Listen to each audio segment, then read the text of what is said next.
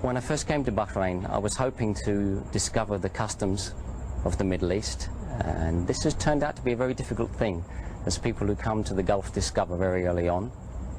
You find yourself surrounded by many foreigners of many different nationalities and faiths. They're all here to work, to achieve things for themselves. And this isn't what we expect to come for. This is not the culture that we're expecting to find.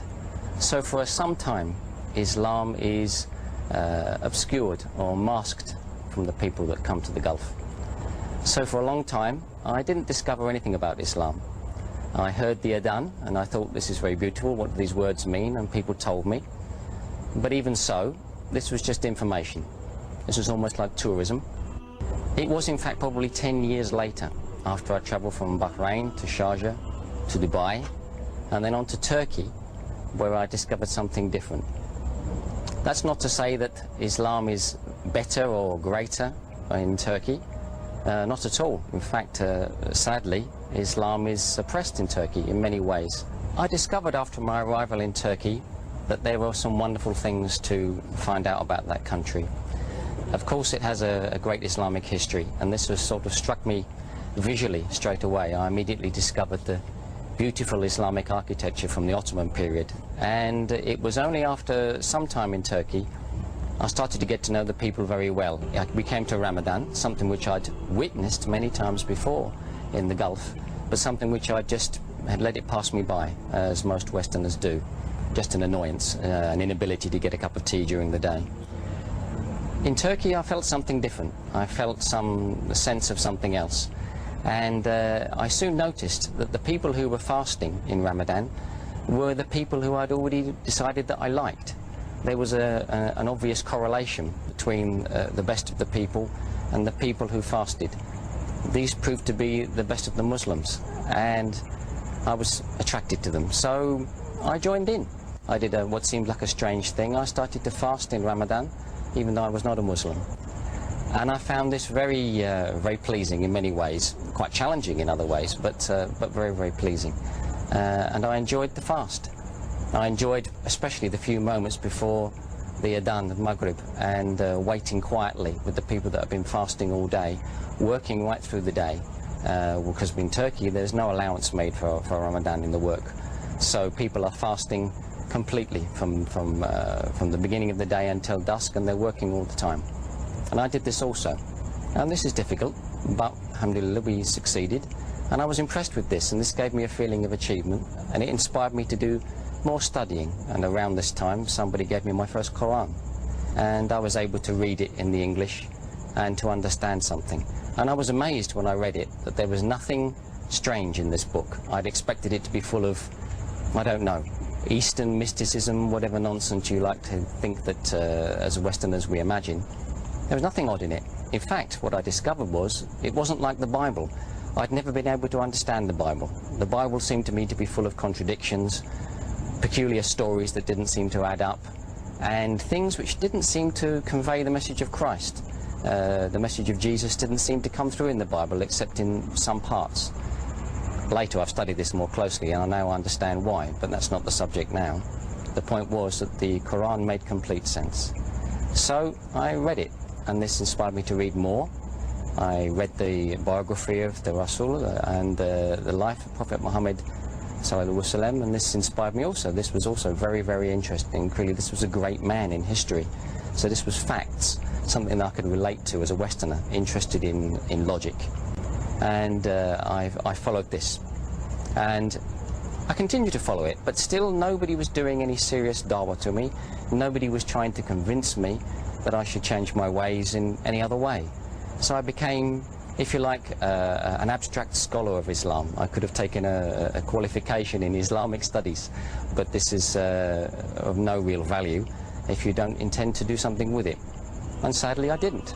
After I returned from Turkey to Dubai, by Allah, I found myself working for some very excellent people, and the person who was my boss became one of my great friends and still is to this day. In the evening after work we would discuss, or maybe we'd go out for some dinner, maybe a little bit during the office also, and he would help me to study the right things and talk to the right people. answer some of my questions as best he could. But still he could see my objections were all to do with logic. All of these questions about custom and practice, all of these things that were born out of my secular upbringing. I'd never really been a Christian, I'd just been some sort of atheist or agnostic. I continued to ask questions, and there were questions he couldn't necessarily answer himself. Fortunately, after some time, I think it was maybe after at least a year, some men came into his orbit, some businessmen, some European Muslims, who were trying to start a great project. Their project, particularly at that time, was the wish, the great desire to reintroduce the Islamic gold dinar as the currency of the Muslims. This seems like, even now, seems like an awfully big desire and a huge goal, and it was then, it remains so. But he brought this to me and he said, "Hey, you're a finance man, what do you think of this? There's some European Muslims who are trying to bring a practical aspect of Islam. The idea is that you cannot pay the zakah unless there is a gold dinar to pay it with. So you only have 4 pillars of Islam, and you must find the other one by some proper means." So he said to me, "What do you think of this idea?" Of course, I'd learned all about Islam, I knew what he meant by these pillars, and I said, "Rubbish, it can't be done. There's no way that they can overcome the financial system of the Kafirs, and this will fail." And he said, "Well, why don't you come and tell them this?" Well, I think I was in a bad mood, and I said, "Yes, sure, I'll tell them." And so he took us out, and I met these men. They were Spanish and Germans, spoke English very well, very educated, very wise, great scholars. They'd reverted to Islam 10, 20 more years before, and their knowledge was very great. These men are still doing great dawah all over the world. So we discussed. We went to this restaurant, and we talked and we talked. We started with their dinner, and I asked my questions. And for the first time, I started to get answers that I couldn't challenge. They weren't just answering my questions from a religious point of view, but they were also answering from a point of view of logic and all the scientific sense that I thought I had and I thought I had as my objections, and arguing these points of religion and philosophy. And at 1 o'clock in the morning, and it was a Wednesday night in the middle of the week, they said to me, "So, do you have any more questions?" And I said, "No, I don't. I've run out of questions." So they said, "Now what? You're going to embrace Islam?" What could I say? I could only say yes. So it was. They invited me to come to their house on the following Friday, 2 days later. I came to their house, we prepared, they gave me some last lessons, some last advice, things I needed to know about the Salah, about making wudu, ghusl. And we went to the Grand Mosque in Jumeirah, where I said my Shahada. And I immediately got 1,000 big brothers all hugging me and delighted. And I'd never seen so many happy faces, never. No birthday party, no Christian gathering, no any other sort of gathering. So many pleased people, and they're all pleased for me. So that's my story. I hope it hasn't bored you too much. I think I just have one thing I want to say. Those of you that are watching that were born Muslims, alhamdulillah, you were blessed. And I just hope that you treasure it and you treat it as you should, as a gift that you were given at birth, something very wonderful. If you're watching and you already are a Muslim, but you are a revert like me, then Mabruk, congratulations. Also, alhamdulillah, always alhamdulillah.